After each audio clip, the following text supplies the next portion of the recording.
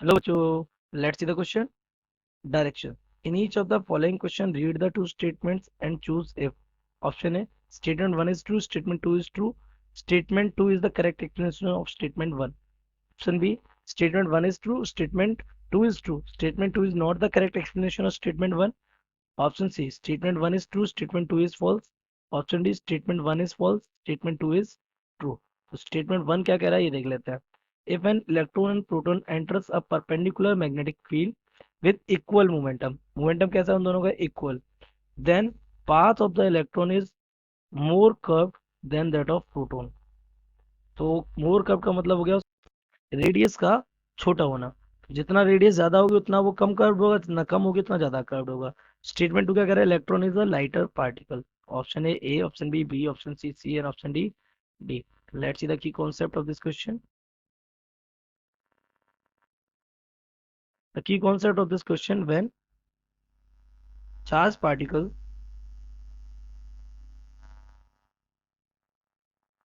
moves in uniform magnetic field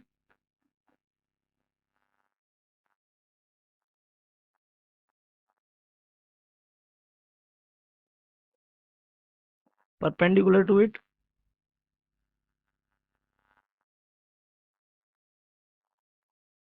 तो इस पे जो फोर्स लगता है, that force is given by F is equals to Q B V simply.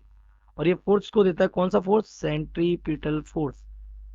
ये फोर्स प्रोवाइड करा देता है इसको. तो हम सेंट्रीपिटल फोर्स की जगह लिख सकते हैं M V square upon are.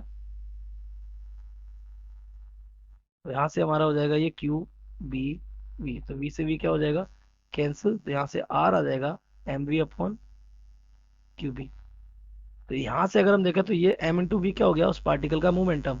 और हम लिख सकते हैं R is equal to P upon Q B simply. तो ये रेडियस आ गई इसकी ना. तो अब इस रेडियस को अगर आप ध्यान से देखें तो मोमेंटम कैसा है, दोनों के लिए सेम है. और चार्ज और मैग्नेटिक फील्ड, मोमेंटम सेम और मैग्नेटिक फील्ड भी दोनों के लिए कैसा है, सेम. तो यहाँ से रेडियस सीधा सीधा डिपेंड करेगी किस पर, चार्ज पे. तो जिसका चार्ज ज्यादा होगा उसकी रेडियस छोटी होगी, जिसकी रेडियस कम होगी उसका चार्ज कैसा होगा, ज्यादा होगा. तो देखो चार्ज दोनों पे कैसा होता है, since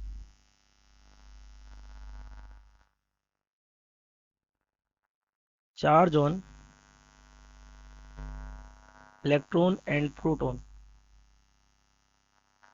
is same, that is E. So their radius of path will be same. कैसा होना चाहिए, ये सेम होना चाहिए. अच्छा हमारा स्टेटमेंट क्या कह रहा है, the path of electron is more curve than proton. ऐसा नहीं होगा, तो ये स्टेटमेंट कैसा हो जाएगा, गलत. Second is electron is lighter particle. Yes it is true because the mass of electron आपको पता है कितना होता है, 9.1 ten to power minus 31 kg. और यहाँ पे मास ऑफ प्रोटॉन क्या होता है, ये हमारा होता है 1.67 to 10 to the power minus का 27 kg.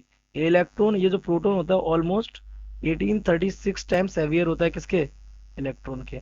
तो ये हमारा मास ऑफ प्रोटॉन, ये हमारा मास ऑफ इलेक्ट्रॉन, कुछ ऐसे रिलेशन बनता है. तो yes electron is lighter particle. तो हमारा स्टेटमेंट टू करेक्ट है but statement first is false. तो हमारा ऑप्शन चला जाएगा ऑप्शन डी.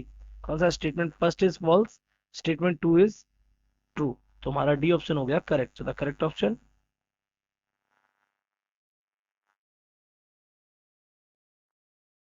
डी.